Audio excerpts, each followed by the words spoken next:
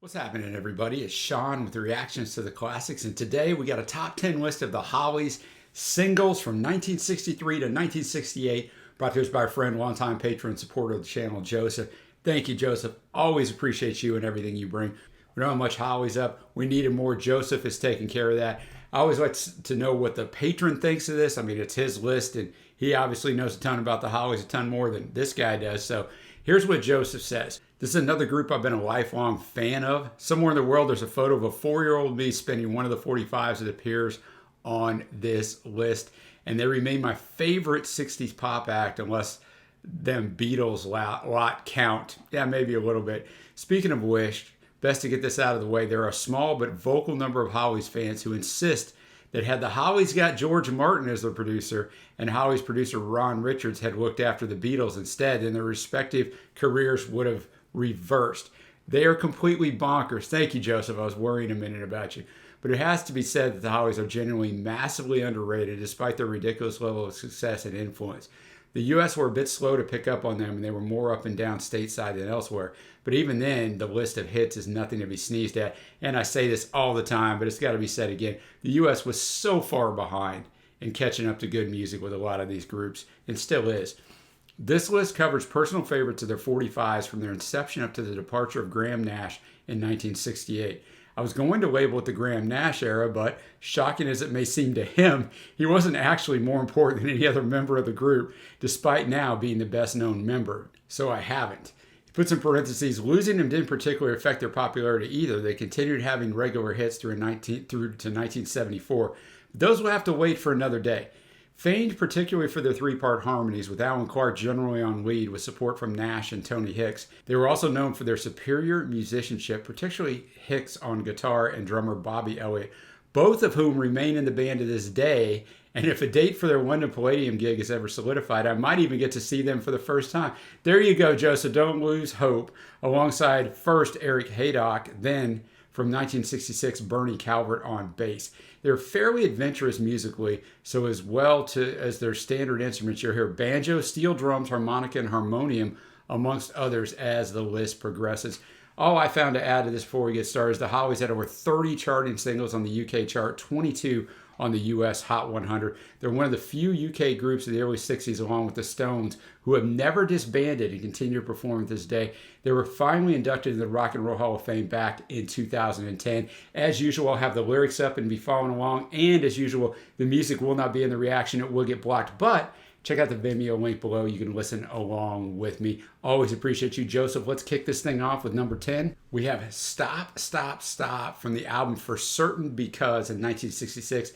This is written by Alan Clark, Graham Nash, and Tony Hicks, and was a rewrite of an earlier song by the group. Top 10 in 8 countries, including number 1 in Canada, is notable for being one of the few recordings by the group that feature Hicks playing the banjo, as Joseph alluded to. The banjo is played through tape delay, so it sounds like a balakala, while the tempo was similarly influenced by Middle Eastern and Greek music. Graham has said in various interviews this song was inspired by the time American record executive Morris Levy took him and the rest of the band to a strip club. They had not been to one before because they did not have one in their hometown of Manchester, England. The reception for the song in North America was so strong that the group's record labels in the United States, Imperial in the US and Capitol in Canada, released a studio album by the group titled Stop, Stop, Stop, which originally released in the UK as For Certain Because.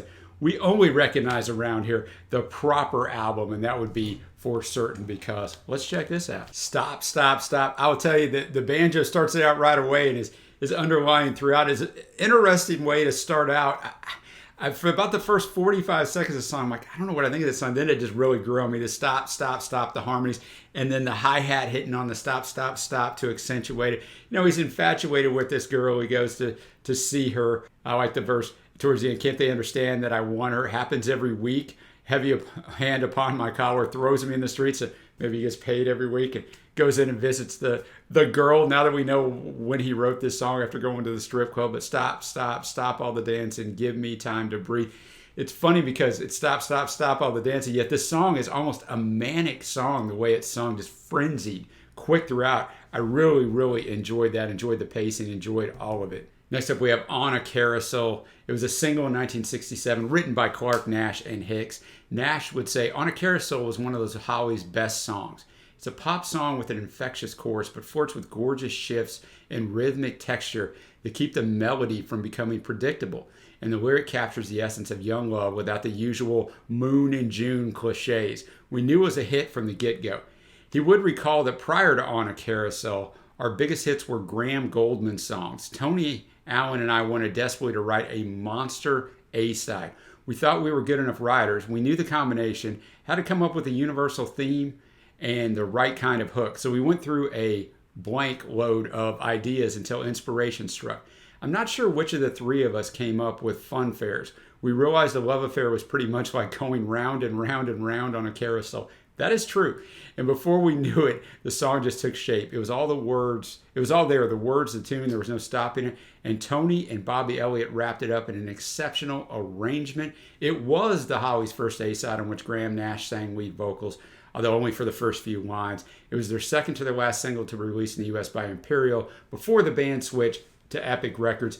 4 in the U.K., 7 in Canada, 11 in the U.S., Let's get on that carousel. On a Carousel. What a tune, man. Love that tune. Loved every part of it, right? The arrangement, the vocals. It was so catchy. On a Carousel. Just really well done. The arrangement was fantastic. And it is just, the lyrics are, he's trying to catch up with this girl on a carousel. Round and around they go. Nearer and nearer by changing horses. Still so far away. People fighting for their places. Just get in my way. Soon you'll leave and then I'll lose you. Still we're going round. On a carousel. Round and round. Just, wow, just a fantastic song. A great example of the harmonies. Now we're up to number 8. You see it below, We're Through, from the album In the Hollies Style in 1964.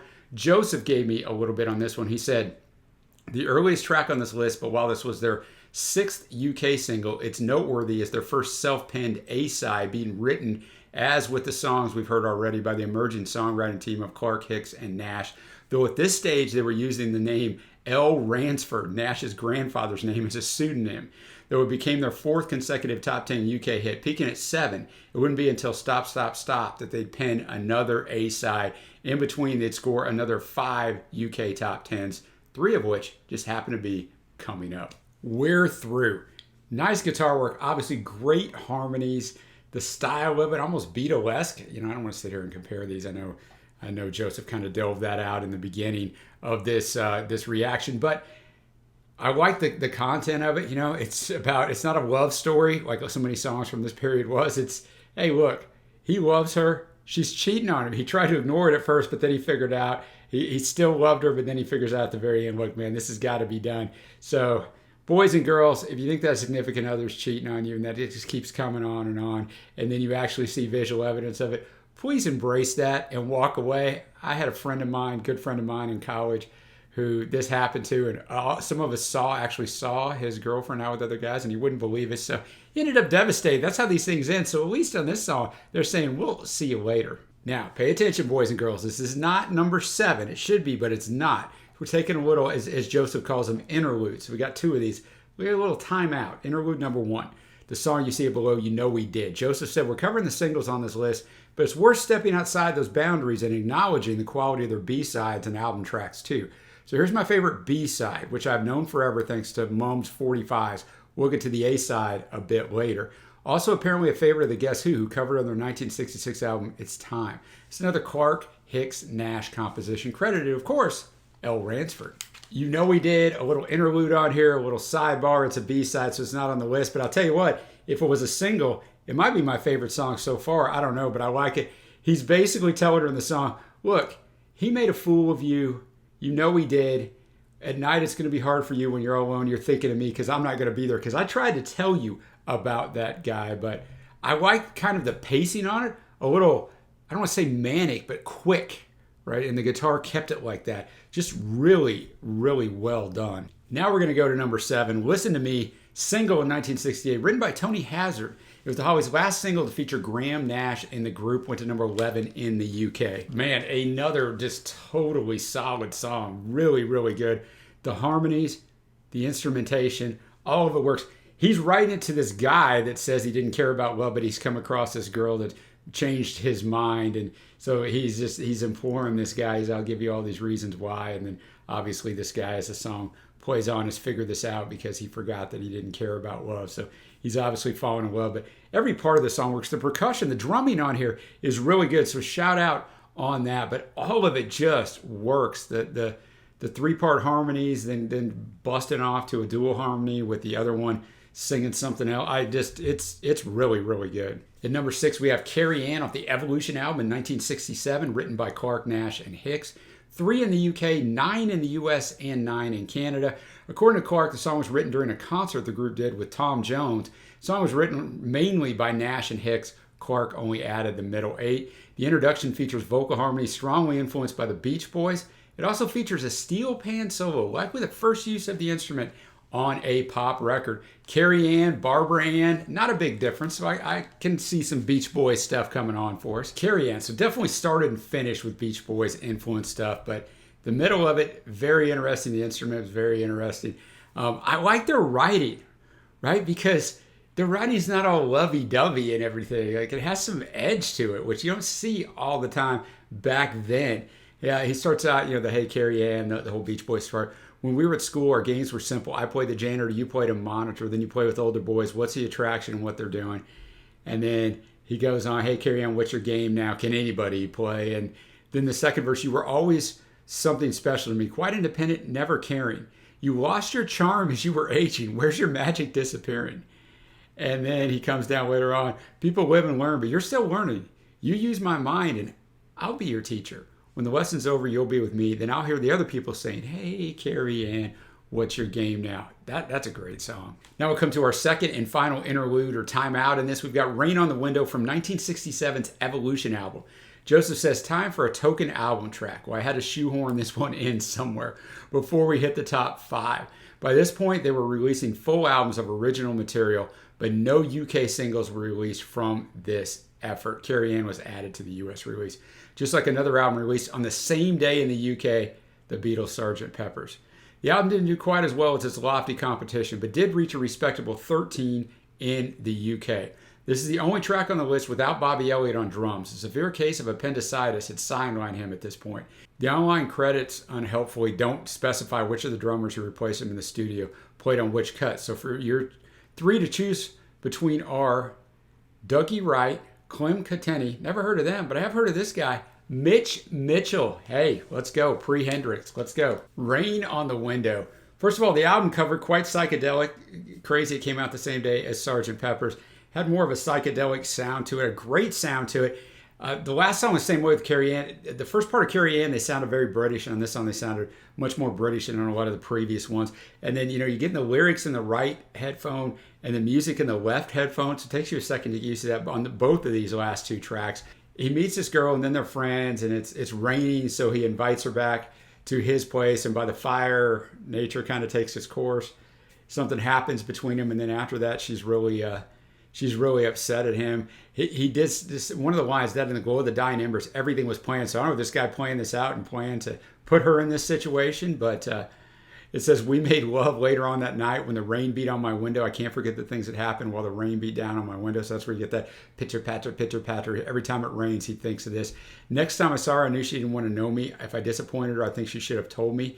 Can't she understand? I only try to be a man. She made me feel so ashamed of everything that I am. And then it finishes out with, when I hear pitter patter, the rain on the window reminds me of her. So I like it because these songs, everything doesn't always work out right in love. Most of the time it actually doesn't, boys and girls. I don't want to disappoint you.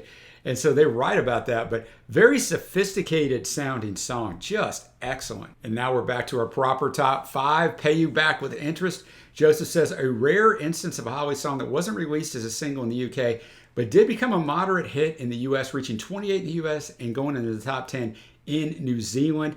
This was on the For Certain album, which was renamed, as we talked about earlier, Stop, Stop, Stop in the US. But change of name aside, it's the only 60s Hollies album that has the same track list for both the UK and the US. And if you watch this channel all the time, you know I complain about this all the time. But let me complain one more time. The track listings for the Beatles, for the Stones, for Hendrix, apparently for the Hollies.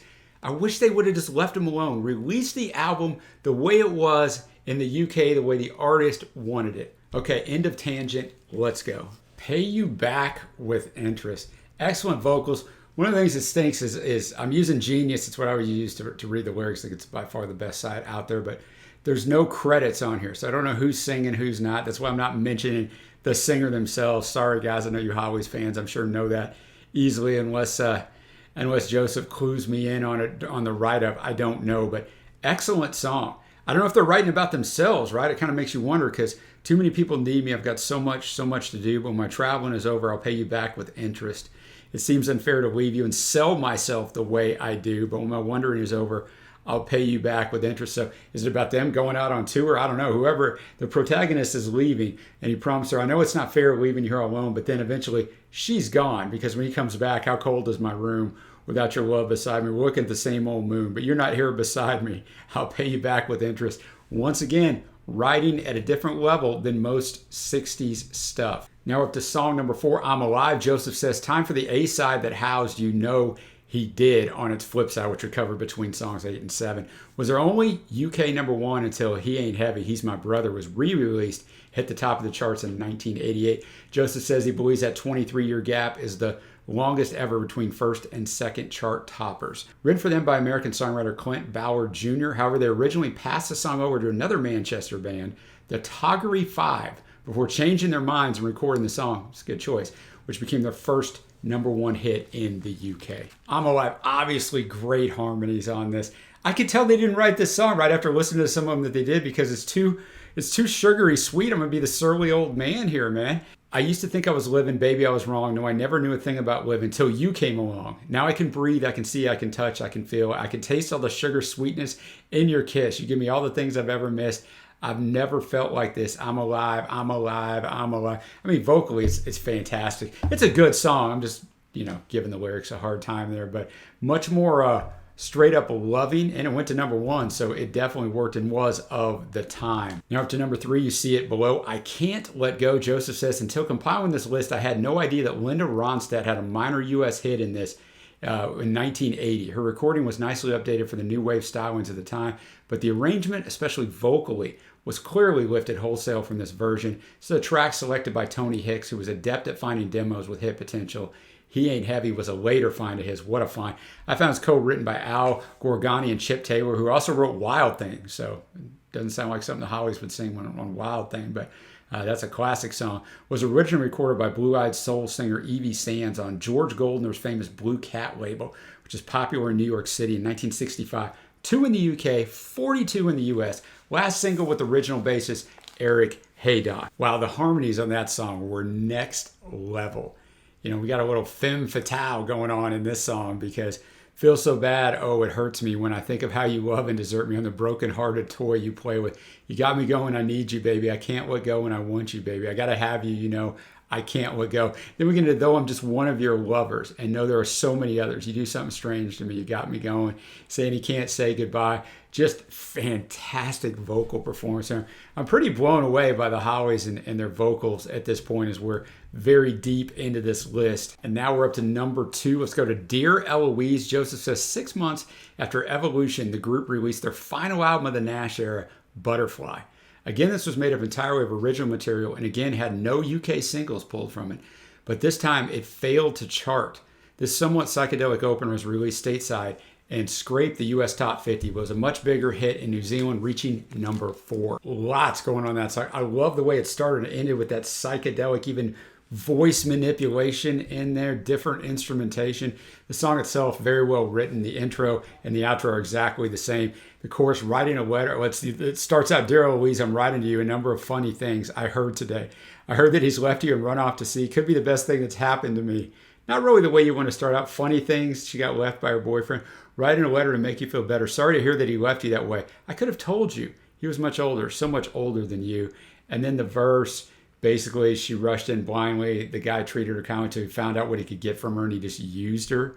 He says, now you've been burned just like I said you would. And then the bridge. Please read my letter closely. It's beneficial too. You must read in between the lines. A message you will see. If you use your mind, you'll find I want you back with me. And then we go back over the chorus and the outro. That's the same as the intro. A fantastic song. It is a shame this song did not go over big because it is really, really good. And it's 1966, man. It is ahead of its time a little bit. Now we go to number 1. Drum roll, please. We have Bus Stop. Off the Bus Stop album in 1966, Joseph said, "The song that finally broke them in the U.S., the timeline may be strange, courting in bad weather all summer long, but having lived in the UK for over a decade, I can confirm its accuracy. I found it went to 5 in the UK. Their first US top 10 hit went to 5 in the US. Written by UK songwriter and future 10cc member Graham Goldman." We have some 10cc up. Who also penned major hits for the Yardbirds, "For Your Love," and Herman's Hermits, "No Milk Today," as well as the Hollies' first venture into the US Top 40 with "Look Through Any Window." In a 1976 interview, Goldman said the idea for Bus Stop had come while he was riding home from work on a bus. The opening lines were written by his father, who was a playwright. Graham continued with the rest of the song in his bedroom, apart from the middle eight, which he finished while riding to work, a Men's Outfitters, on the bus the next day. Let's check it out. Bus Stop. Joseph's number 1 Hollies single from 1963 through 68. A quite good choice. There's several on here that could have been number 1. Really enjoyed it. Starts out using the motif of the umbrella. The guy meets the girl, shielding her with the umbrella at the bus stop. Bus stops, bus goes, she stays, love grows under my umbrella. All summer they enjoyed it, and that umbrella we employed it. By August she was mine, and then they started growing closer. All the people stared as if we were both quite insane. Someday my name and hers are going to be the same. And just talking about how silly how it started. And came the sun, the ice was melting, no more shelter. Now nice to think that the umbrella led me to a vow. So they ended up getting married. So telling this love story in a unique kind of way. Harmonies, instrumentation, so good. So now we come to my favorite tracks. This one's really tough, right? I'm going to go with Bus Stop, and I'll go with Dear Eloise, Joseph's number 1 and number 2. I don't know, man. I'll go, I guess, with Carrie Ann, but I'll tell you, man, this list was phenomenal. I didn't know much about the Hollies, right? I hear them brought up sometimes on our live streams. We'll play a song here or there, but, I did He Ain't Heavy, He's My Brother, a song reaction, which is a little later on in this list for them, but I didn't know anything by them. Man, they are absolutely phenomenal. I have to dig into these early albums. Wow. What a great one you brought here, Joseph. Not that I doubted it, but if you'd like to be a patron and support us in a way like Joseph, check out the link below or the link on the end screen that's about to hit. Until next time, guys, I will see you.